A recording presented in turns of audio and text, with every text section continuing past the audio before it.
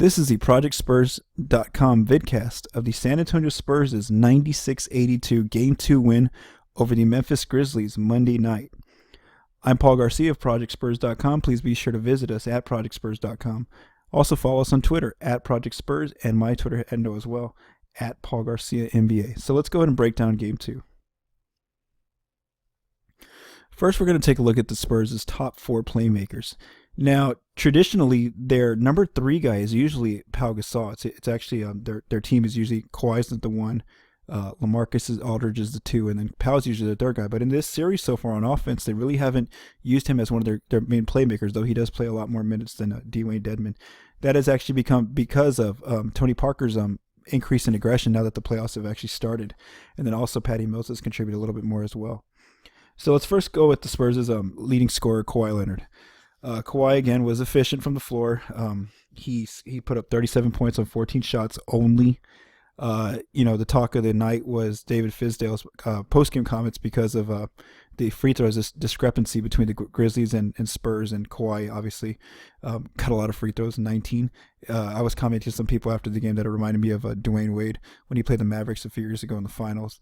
That kind of night. But Kawhi really, if you watch the game, it's a physical game. The Grizzlies play a very physical brand of basketball, and they have to live with knowing that, hey, you're going to be tough like that, and you're very gritty, and that grit and grind type of attitude that you might foul Kawhi, and the refs might not, let that slide.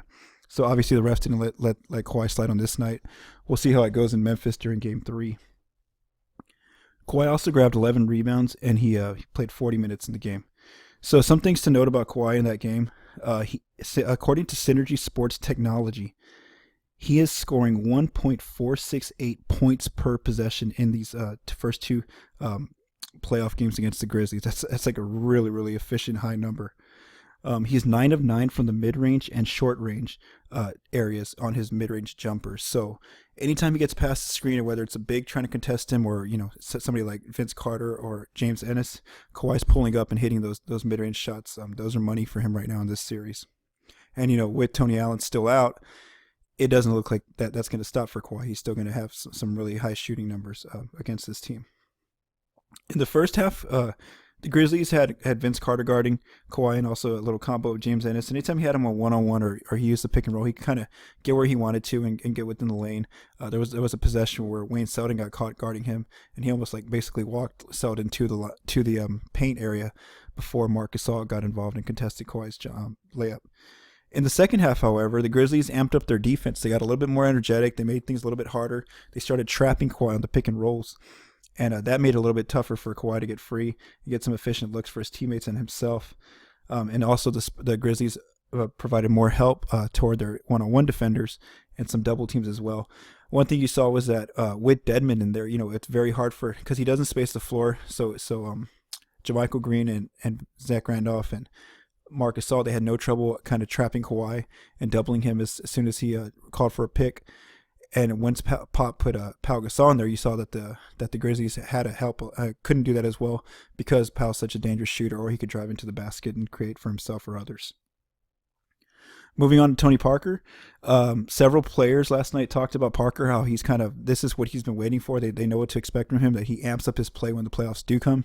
Danny Green commented on how, at playing at 16 years in the league, it's hard for a guy in his upper 30s to bring it through 82 games in a season. But he said Parker does see that energy for the playoffs, and you saw it Monday night again. He scored 18 points in Game 1 now. He put up 15 points in Game 2.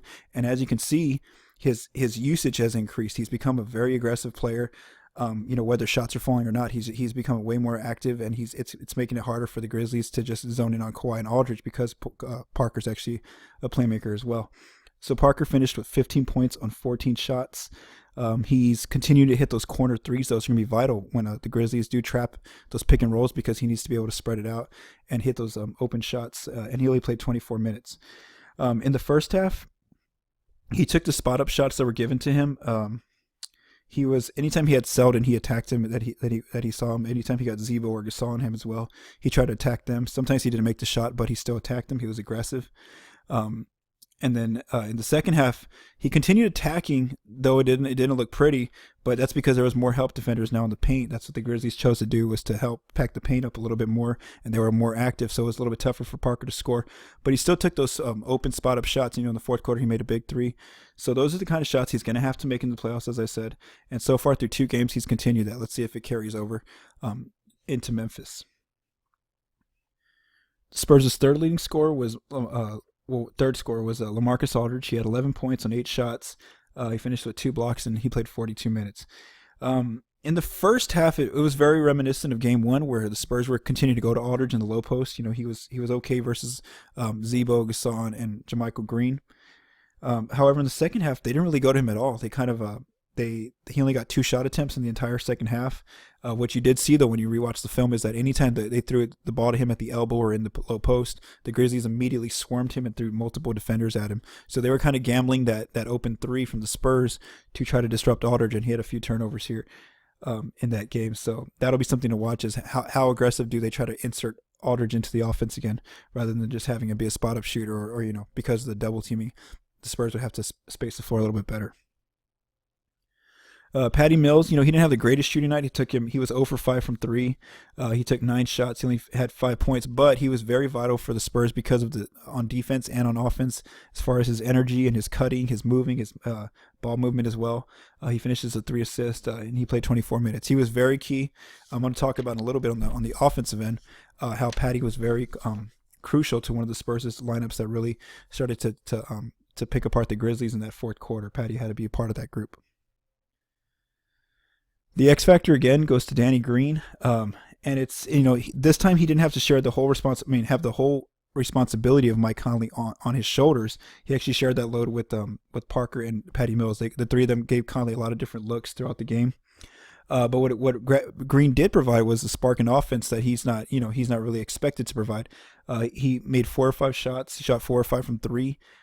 Some of these threes were deep. They were 2 or 3 feet behind the line. 2 of them were in transition. He did a really good job of playing off the ball. So anytime Kawhi needed some help, Green was cutting, and Aldridge or somebody was setting a hammer screen for him to get some open looks. So Green definitely stepped up, and of course his defense, was there. He had a crucial block in the fourth quarter on Conley. He also grabbed 2 boards, and he played 29 minutes. So Green again, they're expecting maybe 7 points from him a game, and he gives them 12 on this night. So he had a really good game as well.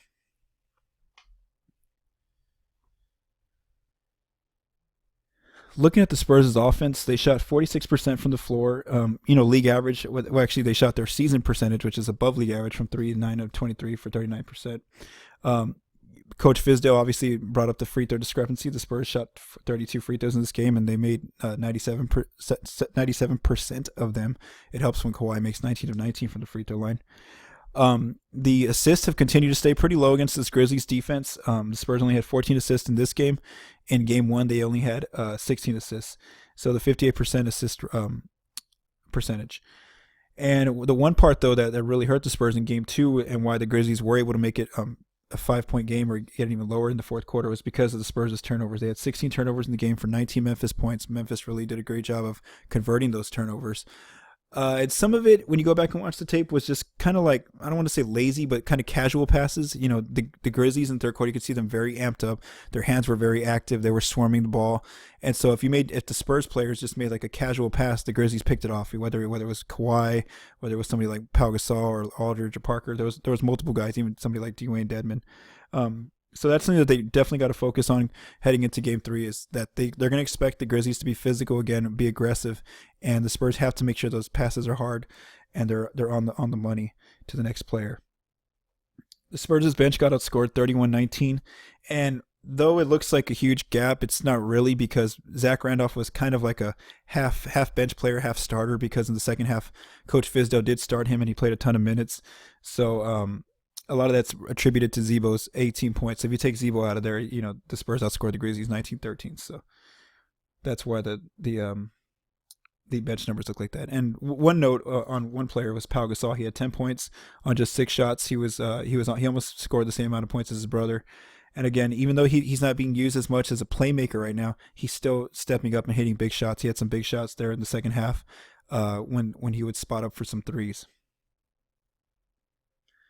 For their Spurs' defense, they held the Grizzlies to 38% shooting from the floor. The Grizzlies only made 7 to 27 threes, which is below league average, 26%. And as Coach Fizzo pointed out, 13 to 15 free throw attempts. Now, on I went back and watched some of the film, and on Conley there were some misses. There was some times when he shot some long distance shots, and there was no call. There was some times when he drove into the paint against a few defenders, and there was no calls. Now, whether that's the refs just not wanting to call those because maybe they're kind of being a little bit more lenient, making this like a very, very physical game, and just saying, hey, it's playoff basketball, you're going to get hit, and also Conley was attacking like 2 or 3 guys on some of these possessions, then that's up to the refs, and we'll see if that changes in Memphis. But as for like somebody like he did comment on Zebo down low, and he's rugged, but actually a majority of Zach Randolph's points came off a jumper, so the Spurs aren't going to foul Randolph off jumpers, and that's where a lot of his shot attempts did come from. So I don't know where the Zebo part came out of that argument. On the boards, Spurs out-rebounded Memphis again, 39-35, and San Antonio continues to do what's very important for them, which is keep Memphis off the offensive glass. Giving these Grizzlies extra possessions is a way to lose a game in the series. So San Antonio's making sure to take care of that goal of not letting Memphis get a lot of offensive rebounds. In transition, the Grizzlies did score 12 points, and again, that's attributed to mostly the Spurs' turnovers. As for the Grizzlies' 3 playmakers, Marc Gasol really had a tough night. He shot just 12 points. He had scored 12 points on just 15 shots. According to Synergy Sports, he actually had 18 possessions on offense, and he only scored 12 points with the ball in his hands. Aldridge and Dwayne Dedmon did a great job of just making him take outside jumpers. They didn't really let him get deep in the paint, post him up. And the Spurs perimeter guys also, they swiped at him, whenever he tried to post somebody up or he had the ball at the elbow. So it was more of a team effort, and Gasol, in game 1, a lot of his outside jumpers went in. In game 2, they didn't, and you saw the result there. Mike Conley scores 24 points. He's, as I said earlier, he saw a mixture of defenders. He saw Parker on him. He saw Patty Mills. He saw Danny Green, and then the Spurs would live with some switches with Aldridge or David Lee or somebody like that. And Conley finishes at 24 points on 18 shots, which is a percentage below league average. I mean, below 50%. So that's not a great efficient night. And then the guy who really had a good game for Memphis was Zach Randolph. He had some key defensive plays in the second half. He had a steal on Kawhi, of all people. That was interesting, but he made that steal. He had a help block also on one of Kawhi's jump shots. He mostly scored, like I said, on pull-up jumpers. Later in the second half, he got some points in the paint, but it was mostly a lot of pull-ups, kind of jab step and facing up and shooting those jumpers. He had different guys guarding him.